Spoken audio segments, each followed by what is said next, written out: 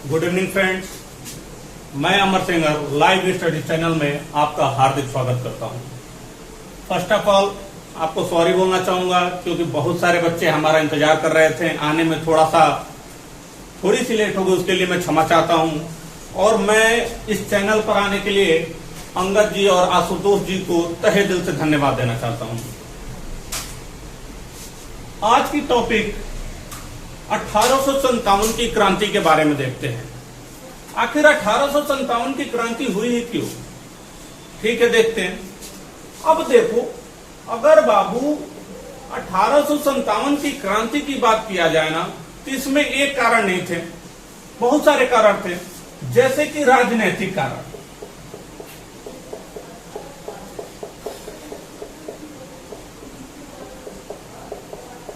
धार्मिक कारण, सैन्य कारण,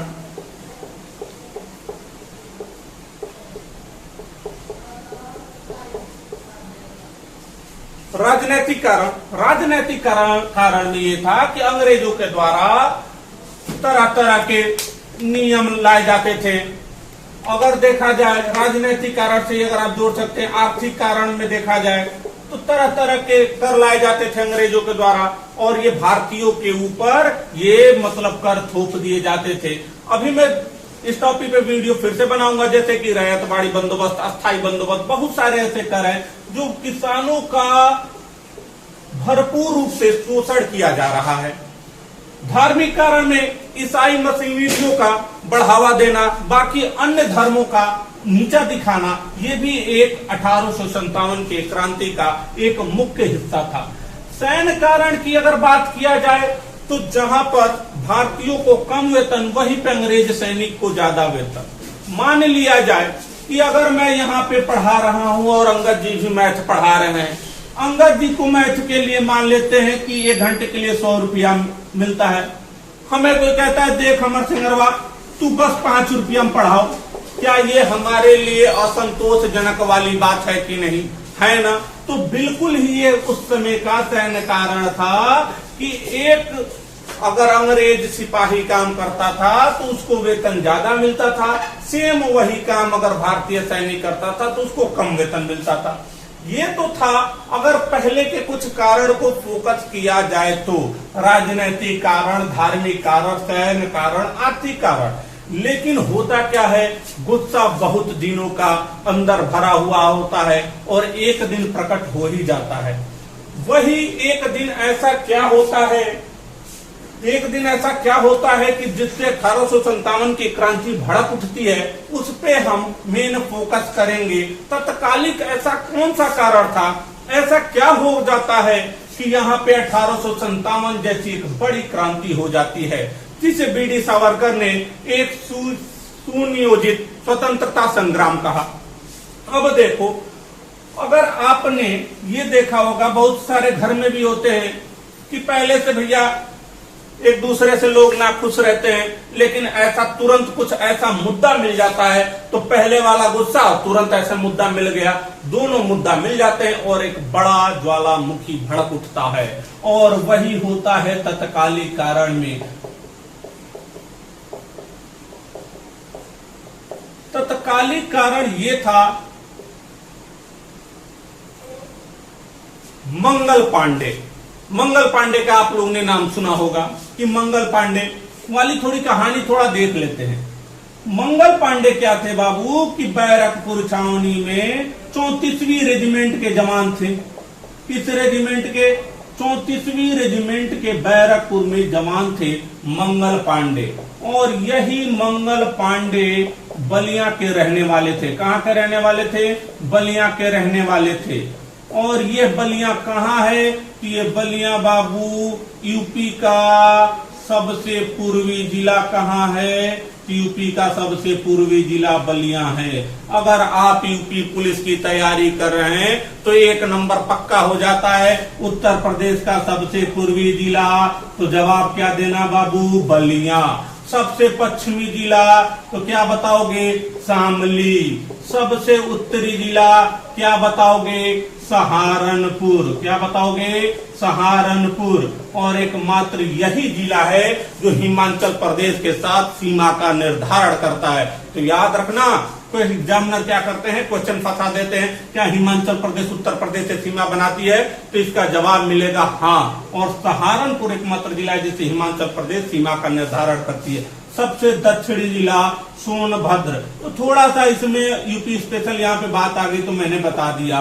तो सबसे पूर्वी जिला बलिया, सबसे पश्चिमी शामली, सबसे उत्तरी सहारनपुर, सबसे दक्षिणी बलिया। मंगल पांडे जी की बात आ गई थी, बलिया के रहने वाले, इस वजह से थोड़ा सा यहाँ पे बता दिया गया। अब देखो क्या होता है, मंगल पांडे स्नान कर आ रहे थे तो रास्ते में कुछ नहीं होता है। अगर आप कुछ काम करने जा रहे हो तो थोड़े मजे लेने वाले होते हैं, कुछ ना कुछ बोल देते हैं। यही बात मंगल पांडे के साथ हुई थी। मंगल पांडे नहा कर आ रहे थे, रास्ते में बोला, और पांडे जी की हाल चाल, कैसे हो? पांडे जी बोले, भैया सब बढ़िया है, राम राम।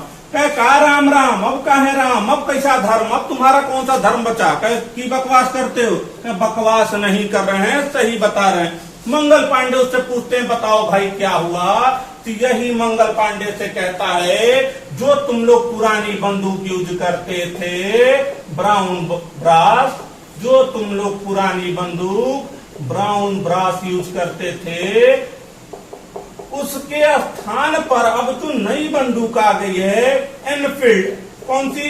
एनफील्ड। उसमें सुअर और गाय की चर्बी है। यह बात जैसे ही वह व्यक्ति मंगल पांडे से कहता है, मंगल पांडे कहते हैं, ये पगला चुप, ये सब का फर्जी हमें कहानी बता रहे हो, ये सब गलत है। मंगल पांडे उसे उसके बात को इग्नोर करते हैं, चले जाते हैं। फिर मंगल पांडे अगले दिन कहानी यही दोहराई जाती है। मंगल पांडे स्नान करते हैं, मंदिर में पूजा करते हैं, फिर वही मिल जाता है। फिर कहता, अरे पांडे जी का हाल चाल, कहे मंदिर जा रहे हो, धर्म तो तुम्हारा भ्रष्ट हो गया है। ये कहते हैं मंगल पांडे क्रोधित हो जाते हैं कि देख अब दिक्कत, देख अब दिक्कत हो जाएगी, अब परेशान ना कर, अगर तुम्हारे पास कोई सबूत है तो चलो दिखाओ। और यही व्यक्ति क्या करता है, मंगल पांडे को ले जाता है और दिखाता है कारखाने में। और कारखाने में मंगल पांडे केवल ये देखते हैं कि वहां पे बछड़ा बांधा गया था और उनको ये विश्वास हो जाता है कि हाँ इसमें सूचना मिलती है। अगर अंग्रेजों की बात माना जाए ना बाबू, तो बच्चों अंग्रेजों की बात, अंग्रेजों ने खुद स्वीकार किया है कि हाँ इसमें गाय बछड़े की चर्बी यूज किया जाता है, लेकिन अंग्रेजों ने यह स्वीकार कहीं नहीं किया है कि सुअर की चर्बी थी, लेकिन ऐसी खबर मिली थी। अब देखो क्या होता है, मतलब मंगल पांडे जैसे ही यह देखते हैं कि जो हम लोग की नई बंदूक एनफील्ड है, इसमें सुअर और गाय की चर्बी होने की जैसे ही खबर मिलती है, मंगल पांडे आग बबूला हो जाते हैं। गुस्से में क्या करते हैं, धोती उठाते हैं, कंधे में खसते हैं और चले जाते हैं कहां? अपने रेजिमेंट में। अब क्या होता है बाबू, सारे रेजिमेंट वाले को कहते हैं, सारे रेजिमेंट कहते हैं, अरे मंगलवा कहा हुआ, बड़ी गुस्से में हो? कहे अब कुछ नहीं, अब ज्वालामुखी भड़क उठी है। और सबको इकट्ठा करते हैं मंगल पांडे जी और एक चबूतरे पे चढ़ जाते हैं और कहते हैं, मित्रों हमारे साथ धोखा हुआ है और यह जो पुरानी बंदूक ब्राउन ब्रास के स्थान पे नई बंदूक एनफील्ड आई है, इसमें सुअर और गाय की चर्बी है। यह जैसे ही सब सुनते हैं सैनिक, विद्रोह उनमें भी हो जाता है। यह सब देखते हैं अंग्रेज अधिकारी और सोचते हैं क्या गुटबाजी कर रहे हैं। और यही अंग्रेज अधिकारी यहाँ पे आते हैं और यहीं पे जैसे ही अंग्रेज अधिकारी आते हैं, मंगल पांडे पहले से गुस्से में बंदूक उठाते हैं, कहते अब तो धर्म भ्रष्ट हो ही गया। पहले बता रहे थे दांत खींचना होता था उसे खोलने के लिए, अब तो धर्म भ्रष्ट हो ही गया, एक बार और सही। और यहीं पर गोली मार देते हैं किसको? लेफ्टिनेंट बाग को। और जैसे ही लेफ्टिनेंट बाग को गोली मारते हैं, मौके पे घटना स्थल पर ही उसकी मृत्यु हो जाती है। और यह घटना थी बाबू कब? 29 मार्च 1857 को। कब हुई थी? 29 मार्च 1857 को। 29 मार्च 1857 को दोपहर में लेफ्टिनेंट बाग की हत्या कर दी जाती है और यहां से मंगल पांडे जी को गिरफ्तार कर लिया जाता है। मंगल पांडे को गिरफ्तार करके बिना किसी सुनवाई के, बिना कुछ किए तुरंत इनको फांसी दे दी जाती है। कब? 8 अप्रैल 1857 को। कब बाबू? 8 अप्रैल 1857 को। इस प्रकार देखा जाए 29 मार्च 1857 को लेफ्टिनेंट बाग की हत्या करते हैं और फांसी दे दी जाती है 8 अप्रैल 1857 को। जैसे ही मंगल पांडे को फांसी दी जाती है वैसे ही पूरे देश में विद्रोह की ज्वालामुखी भड़क उठती है और इसका ही और ये 1857 की क्रांति का सबसे मुख्य कारण था। अब देखो क्या होता है। फिलहाल अगर इतने में देखा जाए, क्योंकि अभी हम इसे मिटाने वाले हैं, एग्जाम में कितने क्वेश्चन आपको मिलेंगे, तो पहला क्वेश्चन मिलेगा किस रेजिमेंट के, तो आप क्या आंसर दोगे? 34वीं रेजिमेंट के। घटना कब हुई थी? तो 29 मार्च 1857। किसने गोली मारी थी? मंगल पांडे। कौन सी पुरानी कौन सी बंदूक थी? Brown Bess. नई बंदूक कौन सी आई थी? एनफील्ड। अब देखो इसमें क्या हुआ, सुअर और गाय की चर्बी होने की खबर मिलती है। मंगल पांडे जी कहाँ के रहने वाले थे?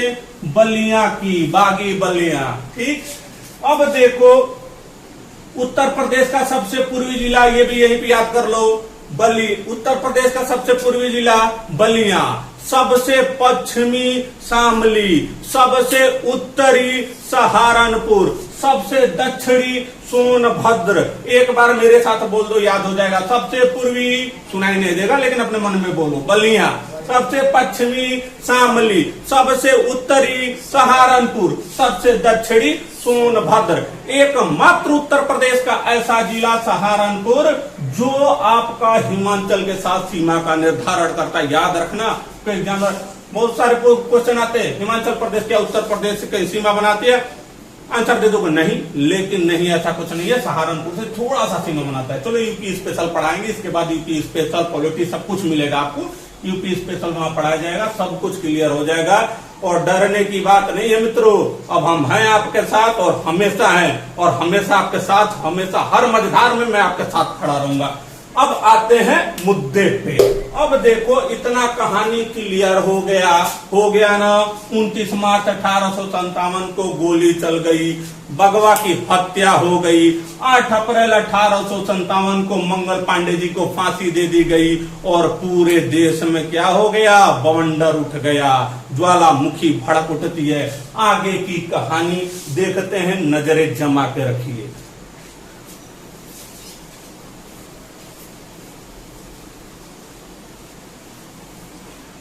अब देखो, अब जैसे ही यहाँ पे मंगल पांडे जी को फांसी हो जाती है, अब क्या होता है भैया? यूपी को जो जानते हो शुरुआत से ही बवंडर नाधे रहते हैं, कम नहीं है उत्तर प्रदेश।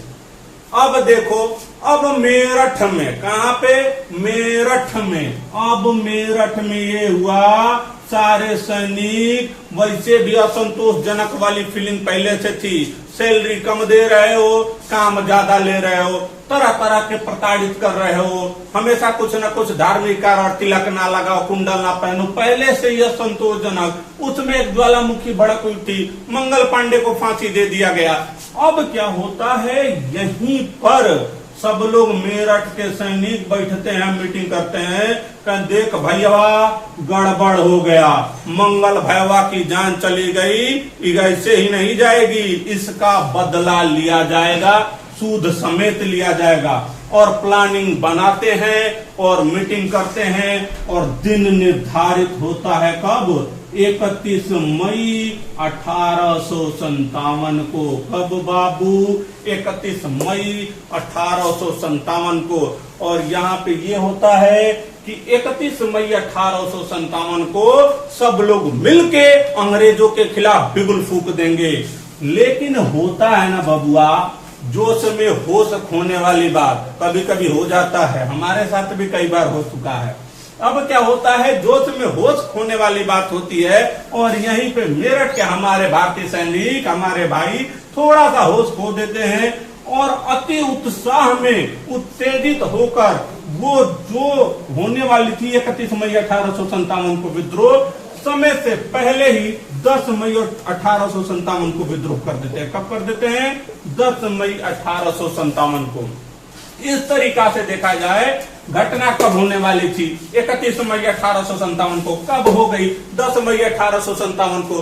तो मेरे भाइयों, मेरे मित्रों, ये बताओ, अगर आप कोई प्रोग्राम, अगर मान लो पीसीएस का पेपर अगर है दिसंबर में, मान लेते हैं, मतलब पेपर है दिसंबर में, उस पेपर को अभी करा दो अगस्त में, क्या आप अपना उतना बेस्ट दे पाएंगे? नहीं दे पाएंगे ना।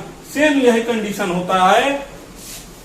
और 31 मई 1857 को जो घटना होने वाली थी वो घटना हो जाती है 10 मई 1857 को।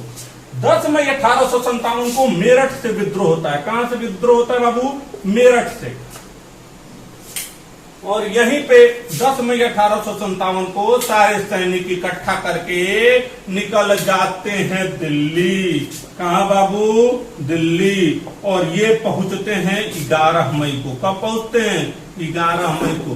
10 मई को विद्रोह करते हैं, पहुंचते हैं 11 मई को, एक दिन बाद। अब एक दिन बाद 11 मई को जाते हैं और बहादुर शाह जफर का किला घेर लेते हैं। किसका? बहादुर शाह जफर। कौन बाबू? बहादुर शाह जफर। बहादुर शाह जफर का किला घेर लेते हैं और कहते हैं कि बहादुर शाह, सम्राट बहादुर शाह जफर बाहर निकलिए, हम आपसे मिलने आए। बहादुर शाह जफर उस समय काफी नवयुवक थे, मात्र 80 साल के। कितने साल के? 80 साल के। और 80 वर्ष की अवस्था में बहादुर शाह जफर के आंखों से आंसू झलकने लगते हैं कि भैया अंग्रेज इतने प्रताड़ित करते थे, अपमान करते थे, और इतने सम्मान के साथ कौन बुला रहा है। बहादुर शाह जफर बाहर आते हैं और कहते हैं कि हाँ बताओ भाइयों क्या हुआ। बहादुर शाह जफर से हमारे भारतीय सैनिक कहते हैं कि देखिए बहादुर शाह जफर जी, हम लोग मिलके आपको सम्राट घोषित करने आए हैं और सम्राट घोषित करके हम लोग अंग्रेजों के खिलाफ विद्रोह करने वाले आए हैं। जैसे ही यह बात बहादुर शाह जफर सुनते हैं ना बाबू, ये तुरंत फिर से किले में वापस चले जाते हैं। कहते ना भैया, हम नहीं लड़ेंगे अंग्रेजों से, कि बहुत खतरनाक हैं और काफी परेशान कर देंगे। और बहादुर शाह जफर फिर अंदर चले जाते हैं। अब ये बात पता चलती है बख्त खान को। किसको? बख्त खान को। और यही बख्त खां कहता है परेशान ना हो, अभी समझाते हैं। बख्त खां जाता है और बहादुर शाह जफर से मिलता है। कहता है बख्त खां कि क्या कर रहे हो? वैसे भी बुढ़ापे में कब्र में पैर लटक रहे हैं, ऐसे भी चले जाओगे, कोई इज्जत नहीं। मरते समय कुछ बुढ़ापे में कुछ ऐसा काम कर जाओ जिससे अमर हो जाओगे। अमर हो जाओगे तो तुम्हें अमर सिंह पढ़ाने आ जाएगा। इस तरीके से बहादुर शाह जफर क्या होता है, बख्त खां के समझाने पर सम्राट खुद को कहता है ठीक है, अंग्रेजों के खिलाफ विद्रोह होगा। और इस तरीके से डेट थी 12 मई 1857 को बहादुर शाह जफर को भारत का सम्राट घोषित करके एक बार अंग्रेजों के खिलाफ सब मिलकर विद्रोह कर देते हैं। मतलब आपने सुना 31 मई 1857 को विद्रोह होने वाला था, लेकिन 10 मई 1857 को विद्रोह हो जाता है। समय से पहले ही विद्रोह हो जाता है, जो 1857 की क्रांति के असफलता का मुख्य कारण था। अब देखो क्या होता है बाबू, ये मतलब 10 मई को विद्रोह होता है। 11 मई को कहां पहुंचते हैं? साथ साथ बोलना, मन में ही बोल लेना। 11 मई को कहां पहुंचते हैं? दिल्ली। किसको बुलाते हैं? बहादुर शाह जफर को। किसके समझाने पे? सम्राट बख्त खां को। एक सैन्य और असैन्य मामले की परिषद बनाई गई, उसी का नेता किसको चुना गया? बख्त खां को। कब हुआ? 12 मई 1857 को किसको सम्राट घोषित किया गया? बहादुर शाह जफर को। अब क्या होता है, बहादुर शाह जफर जैसे ही यहाँ से दिल्ली से विद्रोह करते हैं, यह बात पता चलती है अंग्रेजों को। किसको? अंग्रेजों को। और कैनिंग को जैसे ही पता चलता है वो कहता है अरे इतनी हिम्मत बहादुर शाह जफर की, हमारे खिलाफ षड्यंत्र चल दिया, हमारे खिलाफ विद्रोह कर दिया। और यहीं पर कैनिंगवा ने भेजा किसको, निकोलसन को। किसको, निकोलसन को। किसको बाबू, नाम याद रखना, किसको भेजा, निकोलसन को भेजा। निकोलसन ने समझा क्या करेगा, बुढ़ा है, मार देंगे, आसानी से मार देंगे, लेकिन पता है ना ओल्ड इज गोल्ड। और यह साबित कर दिया किसने, बहादुर शाह जफर ने। और बहादुर शाह जफर को हल्के में लिए थे निकोलसन, और निकोलसन को इसमें मौत की घाट उतार दिया जाता है। और यहाँ पे निकोलसन की मृत्यु हो जाती है इस विद्रोह को दबाने के चक्कर में। जैसे ही निकोलसन की मृत्यु होती है, इस विद्रोह को दबाने के लिए एक नया सेनापति भेजा जाता है जिसका नाम था हडसन। किसका, हडसन को भेजा जाता है। हडसन एक बहुत ही कुल सेनापति रहता है और इसको नियुक्त किया जाता है विद्रोह को दबाने के लिए। अब देखो, हडसन जैसे ही आता है बहादुर शाह जफर की सेना को मारता है और बहादुर शाह और यहां से विद्रोह को आसानी से दबा देता है। बहादुर शाह जफर जाते हैं और छिप जाते हैं कहां पे, हुमायूं के मकबरे में। कहां पे बाबू, हुमायूं के मकबरे में। सब पढ़ाएंगे, हुमायूं भी पढ़ाएंगे, वहीं पे मकबरा वकबरा बताएंगे कैसे क्या बना था, कहां बना था। हुमायूं के मकबरे में छिप गया बहादुर शाह जफर। आगे आगे ये जाके छिपा है, पीछे पीछे कौन, हडसन। अब हडसन इनके पीछे कुत्तों के जैसे लग जाता है कि देख बहादुर शाह जफर छोड़ेंगे नहीं। अब देखो हडसन कुत्ते के जैसे ढूंढ रहा है किसको, बहादुर शाह जफर जी को। अब ये दिक्कत में है, ढूंढ नहीं पा रहा है। हडसनवा से मिलता है कौन, इलाही बख्श। कौन बाबू, इलाही बख्श। इलाही बख्श, इलाही बख्श कहता की करते हो हडसन महाराज, कहां इधर उधर ढूंढ रहे हो, हम हैं तो तुम्हें दिक्कत क्या, चलो हुमायूं के मकबरे में तो बैठे हैं बहादुर शाह जफर। और इसी के कहने से अहम भूमिका निभाता है इनकी गिरफ्तारी में कौन, इलाही बख्श। और बहादुर शाह जफर गिरफ्तार हो जाते हैं। बहादुर शाह जफर पर कार्रवाई की जाती है और कलकत्ता के बजबज बंदरगाह से इनको सजा में निर्वासित कर दिया जाता है। कहां, रंगून। शायद वहीं से गाना आया होगा, मेरे पिया गए रंगून, वहां से आया है टेलीफोनो तेरी याद सताती है। और यहां से रंगून निर्वाचित कर दिया गया किसको, बहादुर शाह जफर को। और याद रख लेना, फिर से थोड़ा सा इसमें रिलेट करते हैं एग्जाम में कहां कहां से क्वेश्चन बन सकते हैं। और मेरे प्रिय बच्चों, मेरे प्रिय साथियों, आपका एक भी प्रश्न इसमें से ना छूटे, यही मेरी कोशिश है। अब देखो क्या होता है, 10 मई ये बता चुका था, 11 मई को होते हैं, 12 मई को इनको सम्राट घोषित कर दिया जाता है। ठीक, अब देखो वक्त किसके समझाने पर, वक्त खा के समझाने पर बहादुर शाह जफर क्या करते हैं, हाँ चलो सम्राट हैं। इनके विद्रोह को कौन दबाने आता है बाबू, निकोलसन। कौन दबाने आता है, निकोलसन। कौन दबाने आता है, निकोलसन, जो इस युद्ध में क्या होता है, मारा जाता है। उसके बाद कौन आता है, हडसन। और हडसन क्या करता है, बहादुर शाह जफर को गिरफ्तार करता है। किसकी मदद से, इलाही बख्श की मदद से। और याद रखना, बहादुर शाह जफर को जब गिरफ्तार करके ले जा रहा है ना हडसन जंगल, सॉरी जेल में, जंगल में भी नहीं ले जाएगा, बताएंगे। अब देखो जेल में ले जाता है हडसन, और बहादुर शाह जफर कहते हैं, देखो इसकी क्रूरता की कहानी मैं बता रहा हूं। बहादुर शाह जफर करते हैं, अरे मुझे भूख लगी है, कुछ खाने को दो। हडसन कहता की बात करते हो साहब, आप भारत के सम्राट और आप भूखे रहे और हम देख सकते हैं, ऐसे कैसे हो सकता है, अभी हम खाने को ला रहे हैं। और यही हडसन क्या करता है, इनके पुत्र बहादुर शाह जफर के दोनों पुत्र मिर्जा मुगल और मिर्जा ख्वाजा सुल्तान की गर्दन काटकर थाली में रखते, उस पर कपड़े डाल करते सम्राट को दो खाने के लिए। जैसे ही वो कपड़ा हटाते हैं बहादुर शाह जफर, आंखें नम हो जाती हैं और कहते हैं कि इससे कोई बात नहीं हडसन, ये तो भारतीय पुत्रों का ये फर्ज होता है कि अपने वतन के लिए अपनी गर्दन कटा दे। और ऐसे थे बहादुर शाह जफर जी। अब देखो क्या होता है, बहादुर शाह जफर पर कार्रवाई होती है और इनको कलकत्ता के बजबज बंदरगाह, कहां से, कलकत्ता के बजबज बंदरगाह से कहां भेज दिया जाता है, रंगून भेज दिया जाता है। अब देखो इसी रंगून में इनकी 1862 में मृत्यु हो जाती है। कब मृत्यु हो जाती है? 1862 में। एक चीज और, इनका नाम बाबू ना बहादुर शाह ही था। जफर नाम से ये शायरी लिखते थे, शायर थे हमारे जैसे ही। अब देखो शायर थे और जफर नाम से शायरी लिखते थे, और देखो क्या लिखते थे। अब आप अरे गुरुजी पगले हो का, कहाँ शायरी तुम पढ़ लिए? रंगून जाइयो ना बाबू, तो वहां मतलब जो जेल है, और जेल के दीवारों पे अंग्रेज तो इनको भेजे नहीं थे कि लो भैया लिखो, फिको पेन ले लो, एक डायरी ले लो, वहीं पे लिखना। अब रंगून की जो जेल है उस दीवारों पे पत्थरों से लिखे हैं कुछ शायरियां इनकी बड़ी फेमस है। ये शायरी लिखते हैं, इनकी ख्वाहिश क्या थी? एक ऐसा घर हो मेरा जहां फिजा मस्तानी हो, एक ऐसा घर हो मेरा जहां फिजा मस्तानी हो, एक कोने में गजल की महफिल, एक कोने में मैं खाना हो।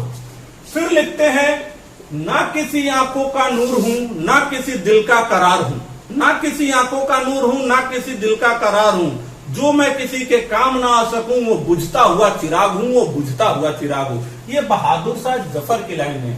मेरी भी कुछ लाइनें हैं, मौके पढ़ने दो फिर सुनाएंगे। अब देखो बहादुर शाह जफर क्या होता है। एक और इनकी बहुत फेमस थी कि ऐ जफर तू वो बदनसीब बादशाह है, ऐ जफर तू वो बदनसीब बादशाह है, जिसे 2 गज जमीन ना मिले कुएं यार में। कुएं यार मतलब अपना पसंदीदा जगह, ठीक है, यानी भारत। अब देखो यहाँ पे बहादुर शाह जफर को भेज दिया जाता है और बहादुर शाह जफर की मृत्यु 1862 में हो जाती है। हो सकता है कि कुछ आपको टेढ़ा मेढ़ा कुछ लगे, इन फ्यूचर अभी कुछ दिनों और वेट कर लीजिए, आपको सब कुछ पीडीएफ में सारे नोट्स आपको प्रोवाइड किए जाएंगे, आपको कोई दिक्कत नहीं होगी और सारे वीडियो आपको मिलते रहेंगे। थोड़ा सा धैर्य बनाए रहिए, बहुत कुछ अच्छा मिलने वाला है। आप लाइव स्टडी से जुड़े रहिए, हम यही आपसे उम्मीद रखते हैं और आपसे वादा करते हैं कि आप के उम्मीद पर हम 100% तो कुछ नहीं होता है, डिटाल वाले भी 99.99 करते हैं, पूरा हम खरे उतरेंगे। अब देखो क्या होता है, यहाँ पे बहादुर शाह जफर की मृत्यु हो जाती है कब? 1862 में। मतलब अगर देखा जाए 1857 की क्रांति में बाबू, तो शुरुआत 34वीं रेजिमेंट के जवान, कौन 34वीं रेजिमेंट के जवान, एक क्विक रिवीजन दे रहे हैं आपको। मंगल पांडे, कौन? मंगल पांडे, 34वीं रेजिमेंट के जवान मंगल पांडे। घटना कब की थी? 29 मार्च 1857। कब बाबू? 29 मार्च 1857। फांसी कब होती है? 8 अप्रैल 1857। कब होती है? 8 अप्रैल 1857। अब देखो मेरठ से फिर विद्रोह हो जाता है। विद्रोह की तारीख क्या निश्चित की गई थी? 31 मई 1857। डेट से खेलना सिखाऊंगा, परेशान ना हो आप। अब देखो 31 मई 1857। अब देखो विद्रोह कब गया? 10 मई 1857। बताया ना, जोश में होश खो देते हैं। दिल्ली कब पहुंचे? 11 मई 1857। सम्राट कब घोषित किए गए? 12 मई 1857। किसने पहल की थी? बख्त खां। किसने? बख्त खां। दिल्ली से विद्रोह कर दिया। दबाने पहले कौन सा आया? निकोलसन। कौन सा प्रेस करने आया? निकोलसन। युद्ध में क्या हुआ? मारा गया। उसके बाद कौन आया? हडसन। हडसन आया। उसके बाद इनको कहां से गिरफ्तार किया? हुमायूं के मकबरे से। कहां से? हुमायूं के मकबरे से। किसने बीच में मदद की थी हडसन की? इलाही बख्श। किसने? इलाही बख्श। किसने मदद की? इलाही बख्श। और इन पे कार्रवाई हुई और ये कहां भेज दिया गया? रंगून। कहां बाबू? रंगून। वहां पे इनकी कब मृत्यु हो गई? 1862। अभी तक का ये क्विक समरी है। अब देखिए, इतना तक आपने देखा कि दिल्ली तक का विद्रोह, इलाही बख्श वाला खेल, रंगून में 1862 में बहादुर शाह जफर जी की मृत्यु हो जाती है। अब जैसे ही ये विद्रोह होता है, जगह जगह से विद्रोह शुरू हो गया और शुरू होता है विद्रोह फिर कहां से? लखनऊ, नवाबों के शहर। कहां? लखनऊ से। और यही लखनऊ से विद्रोह की शुरुआत करती हैं कौन? बेगम हजरत महल। किसने बाबू? बेगम हजरत महल ने विद्रोह शुरू किया। कहां से? लखनऊ से। बेगम हजरत महल अपने अल्पवयस्क पुत्र बिरजिस कादिर को नवाब घोषित करके, किसको? बिरजिस कादिर को नवाब घोषित करके लखनऊ से विद्रोह की शुरुआत कर दिया। बेगम हजरत महल इस वजह से, क्योंकि लॉर्ड डलहौजी का एक आया था राज हड़पने की, बताऊंगा, और मुख्य रीजन था झांसी से विद्रोह का भी बताऊंगा डलहौजी में। बेगम हजरत महल यहाँ से विद्रोह की शुरुआत करती हैं, अपने अल्पवयस्क पुत्र को सम्राट घोषित करके बिरजिस कादिर। देखो एग्जाम में क्वेश्चन आया है, किसको सम्राट घोषित किया गया था 1857 के दौरान लखनऊ से? बिरजिस कादिर को। और जैसे ही विद्रोह की शुरुआत करती हैं अंग्रेज तो भड़केंगे ही, और अंग्रेज यहाँ पर आ जाता है कौन? लॉरेंस। लॉरेंस को जिम्मेदारी मिलती है कि जाओ बेगम हजरत महल कौन सी बड़ी तीस मार खा है, विद्रोह कर दबा कर आओ। लॉरेंस यहाँ पे लखनऊ का विद्रोह दबाने आता है और इस युद्ध में क्या होता है? मारा जाता है। इस युद्ध में लॉरेंस मारा जाता है। तत्पश्चात अब क्या होता है? अंग्रेज और भी आग बबूले होते हैं और अपने एक योग्य सेनापति कैंपबेल को भेजते हैं, देख कैंपबेलवा जा और बेगम हजरत महल को जिंदा पकड़ कर लाओ। और ऐसे ही कैंपबेल आता है, लखनऊ के विद्रोह को दबाने आता है। बेगम हजरत महल यहाँ बहादुरी से लड़ती हैं, लेकिन ये युद्ध को हार जाती हैं और ये जिंदा तो नहीं पकड़ी जाती हैं और ये भाग के कहां चली जाती हैं? नेपाल। इस प्रकार देखा जाए तो अगला विद्रोह लखनऊ से होता है। किसने किया? बेगम हजरत महल ने अपने अल्पवयस्क पुत्र किसको? बिरजिस कादिर को नवाब घोषित करके। पहले कौन आया था? लॉरेंस आया था जो युद्ध में मारा गया। उसके स्थान पर कौन आया? कैंपबेल, जो इस विद्रोह को दबा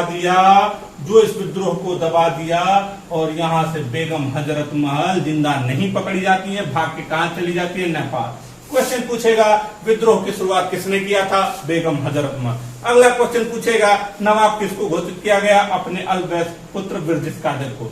फिर अगला क्वेश्चन पूछा जाएगा विद्रोह को दबाने कौन आया था? लॉरेंस। लॉरेंस का क्या हुआ? युद्ध में मारा गया। फिर कौन आया? कैंपबेल, जो विद्रोह को क्या किया? दबा दिया। इतना आपसे क्वेश्चन लखनऊ से पूछेगा। अब देखो, अब फिर चलो फिर विद्रोह देखते हैं कहां से? ज्यादा दूर नहीं, वहां से 80 किलोमीटर दूर। कहां? कानपुर। कानपुर। और कानपुर से विद्रोह करते हैं पता है कौन? नाना साहेब। कौन? नाना साहेब। कहा है विद्रोह करते हैं भैया?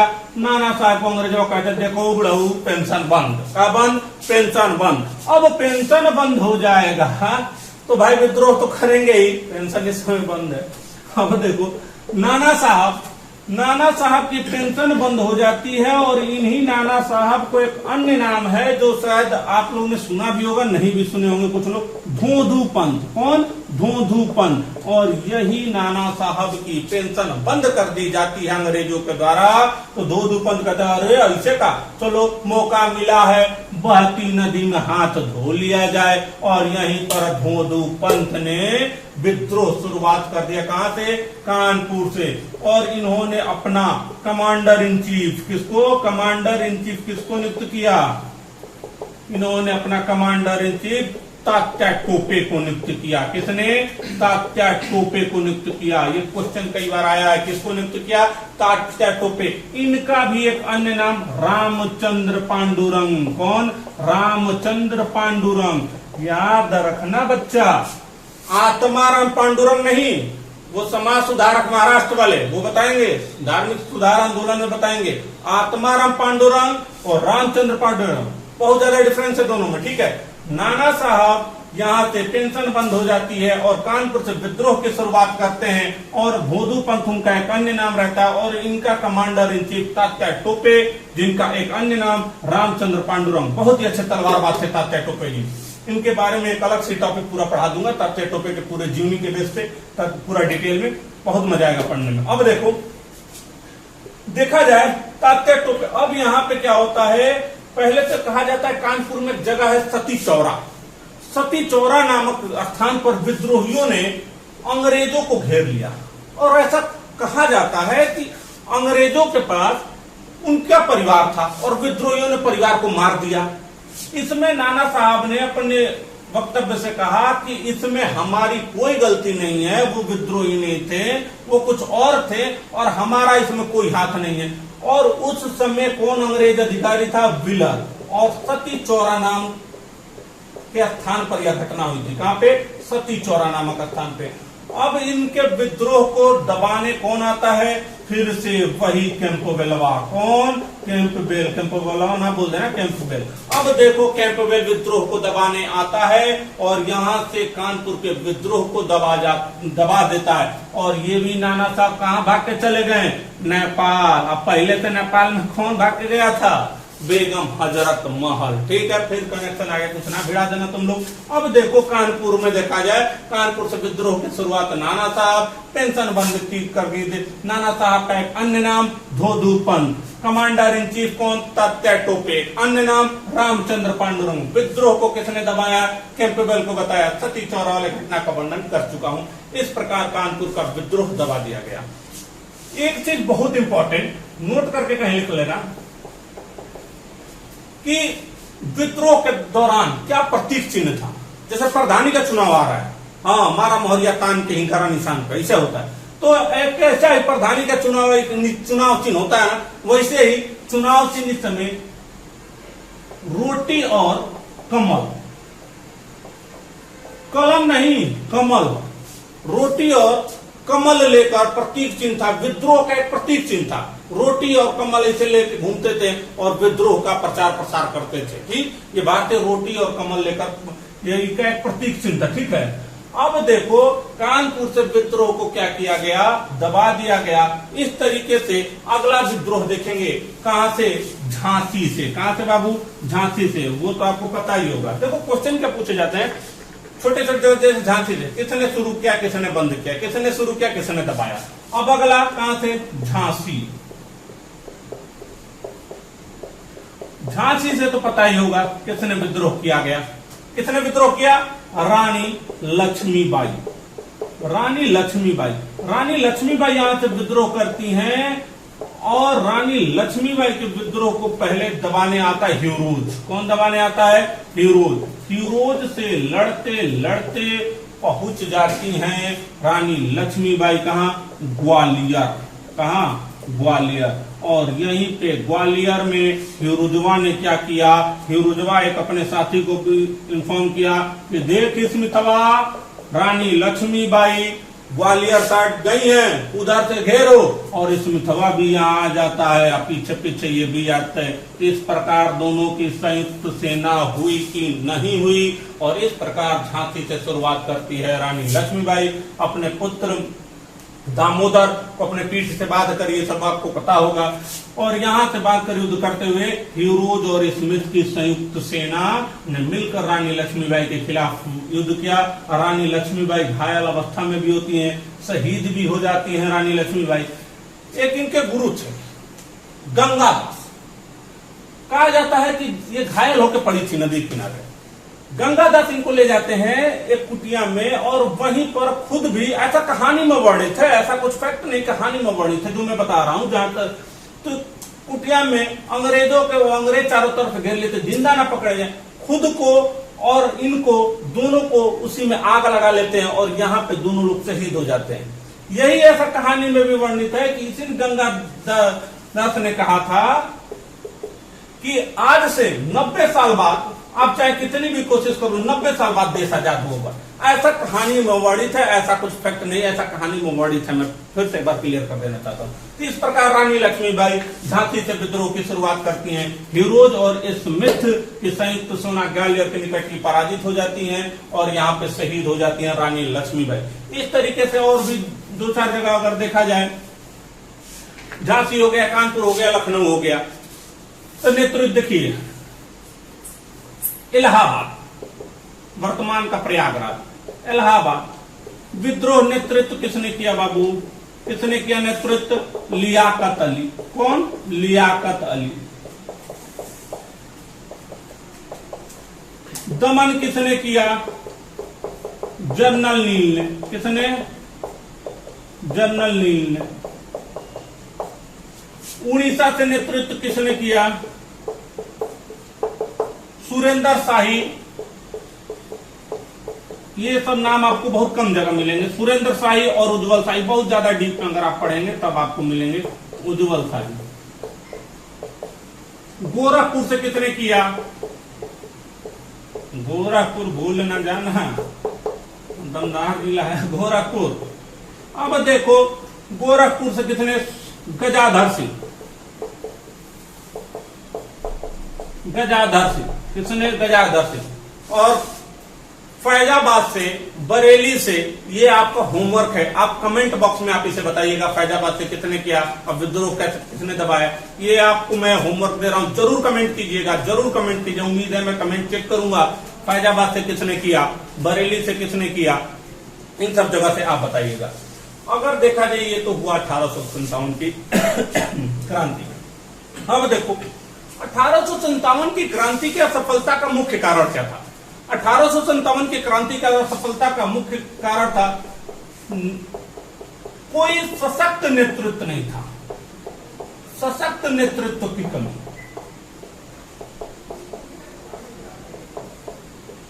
संसाधनों की कमी, सशक्त नेतृत्व की कमी, संसाधनों की कमी, मजबूत संगठन नहीं था, एकता नहीं थी, एकता नहीं थी। एक और कारण बताया था, तय तिथि से पहले ही विद्रोह कर देना इत्यादि, ये सब कारण थे 1857 की असफलता के मुख्य कारण। आखिर परिणाम क्या होते हैं 1857 के क्रांति का? आपको पता होगा। यहां से क्या होता है, अब गवर्नर जनरल की जगह वायसराय आने लगा और अंग्रेजी हुकूमत शासन करने लगी, ईस्ट इंडिया कंपनी को समाप्त। ये सब मैं बाद में बताऊंगा। और ये हुआ असफलता का मुख्य कारण। तो हमने देखा 1857 की क्रांति कब, कैसे, क्या क्या हुआ, क्या क्या डेट के साथ खेले, उसके बाद किसने कहां से नेतृत्व किया, क्या हुआ, ये सब चीज। अब कैसे असफलता का मुख्य कारण क्या था, यहाँ पे आपको सब कुछ क्लियर होगा। अगर आपको फिर भी इसमें कुछ और जानना है तो आप कमेंट बॉक्स में कमेंट कर सकते हैं। आपको जो होमवर्क दिया है बिल्कुल कमेंट में आप कमेंट कीजिएगा, ठीक। नोट करके रोटी कमल बताया, रोटी कलम ना लिख देना, रोटी कमल लिख देना। अब देखो कुछ इंपॉर्टेंट चीजें। हर डेट कौन सी है बाबू? अब तो आवाज मुझे सुनाई नहीं देगी। 5 अगस्त। क्या? 5 अगस्त। कुछ इंपॉर्टेंट फैक्ट, इंपॉर्टेंट फैक्ट। 5 अगस्त अगर देखा जाती थी, 5 अगस्त 2019 अगर देखा जाए वर्तमान में कितने, मतलब 28 राज्य हैं और कितने केंद्र शासित? 8 केंद्र शासित।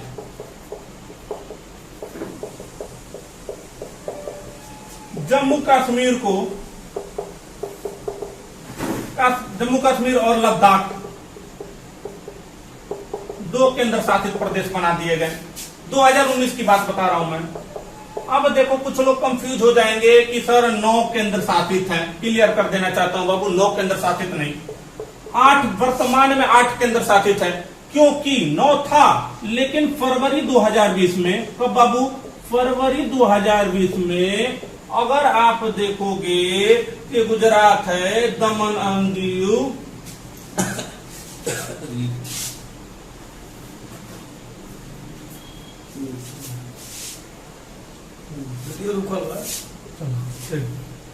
फरवरी 2020 में दमन एवं दीव और दादर नगर हवेली, कौन सा? दमन एवं दीव और दादर नगर हवेली, दादर नगर हवेली को एक जोड़ दिया गया और एक केंद्र शासित प्रदेश बना दिया गया। उसके पीछे मुख्य कारण था कि दोनों के बीच मात्र 34 किलोमीटर की डिस्टेंस थी। कितने की डिस्टेंस थी? 34 किलोमीटर की डिस्टेंस थी। और यहाँ का खर्चा ज्यादा बढ़ता जा रहा था। इस वजह से सरकार ने यह निर्णय लिया, दोनों को एक केंद्र शासित प्रदेश बना दिया। इस प्रकार से 9 से 8 कैसे हुए समझ में आ गए। अब देखो जम्मू कश्मीर की अगर बात की जाए तो देखो जम्मू कश्मीर को जम्मू कश्मीर को अगर कहा जाए जम्बू नाम से सबसे पहले लोचन ने कहा। किसने कहा था, क्वेश्चन आता है जम्मू नाम से इसे किसने पुकारा था, तो लोचन ने। जम्मू कश्मीर को सबसे पहले लोचन ने पुकारा था। अब देखो, अगर देखा जाए कल्हाना नामक ऋषि ने सबसे पहले जम्मू कश्मीर का नाम दिया था। अब देखा जाए अगर जम्मू कश्मीर के बारे में थोड़ी बहुत, क्योंकि 5 अगस्त है 2019 और 5 अगस्त 2019 को ये सब हुआ था, इसलिए जम्मू कश्मीर के बारे में थोड़ी सी जानकारी ले लेते हैं, बहुत ज्यादा डिटेल में नहीं जाएंगे। अब देखो, जम्मू कश्मीर अगर देखा जाए तो शुरुआत में यहाँ पे हिंदू शासकों का शासन था। सबसे पहले जम्मू कश्मीर पे हिंदू शासकों का शासक था। उसके बाद यहाँ पे कुछ बौद्ध आए और बौद्ध मठों का निर्माण हुआ। उसके बाद बौद्धों के बाद अगर देखा जाए तो कुछ मतलब इस पे मुगलों का भी अधिकार रहा। उसके बाद देखा जाए तो यहाँ पे सिख समुदाय आया और सिख समुदाय के राजा जो थे महाराजा रणजीत सिंह। कौन? महाराजा रणजीत सिंह। कौन थे? महाराजा रणजीत सिंह ने कुछ दिन शासन किया। महाराजा रणजीत सिंह के पास से आया ब्रिटिश शासन के हाथ में। किसके हाथ में बाबू? ब्रिटिश शासन। ब्रिटिश शासन ने गोरखा के एक राजा गुलाब सिंह को सौंप दिया। किसको सौंप दिया? गुलाब सिंह को। और यही गुलाब सिंह के पुत्र थे हरि सिंह। कौन थे? हरि सिंह। गुलाब सिंह के पुत्र थे हरि सिंह। और हरि सिंह ने ही इसे विशेष दर्जा की एक मांग की और 370A आप जानते हैं। और यहां पे मैंने बताया था इसी देखो हरि सिंह।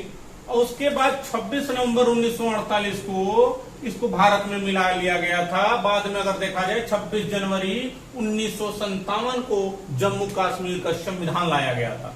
370A के तहत एक इसे विशेष राज्य का एक दर्जा दिया गया। और फिर अगर इसमें जम्मू कश्मीर की अगर कुछ बात किया जाए तो जम्मू कश्मीर में पश्मीना नामक बकरियां पाई जाती है जो काफी प्रसिद्ध हैं, जिससे काफी गर्म ऊन की प्राप्ति होती है। गर्म ऊन की प्राप्ति होती है। तो ये रहा आज 5 अगस्त है। मैं थोड़ा सा 5 अगस्त 2019 की घटना थी, इस वजह से मैंने थोड़ा सा इस पे कुछ इंपॉर्टेंट फैक्ट बता दिया जो बार बार एग्जाम में आपसे पूछे जाते हैं। अगर ये रहा आज का वीडियो, अगर इसमें अगर आपको कोई भी कमी लगी हो, कुछ भी अगर मुझसे कुछ भूल हुई, कुछ त्रुटि हो गई हो, तो आप कमेंट करके बता सकते हैं। और ऐसे ही आपको सारे वीडियो मिलेंगे, पॉलिटी का, जियोग्राफी का, यूपी स्पेशल, इकोनॉमिक्स, सारे वीडियो मिलेंगे। आप बिल्कुल परेशान ना होइएगा। अगर ठीक है, चलिए, अगर आपको ये वीडियो पसंद आए तो लाइक, शेयर और सब्सक्राइब जरूर कीजिएगा। ये तो सब लास्ट में बोलते हैं, हम भी बोल दिए, ठीक है। और आपसे उम्मीद रखते हैं कि आप जरूर ऐसा करेंगे। अगर अच्छा लगा हो तो, बुरा लगा हो तो कोई बात नहीं। चलिए ठीक है, इतना कहते हुए मैं अपने वाणी को विराम देना चाहूंगा। जय हिंद, जय भारत, जय जय मां भारती।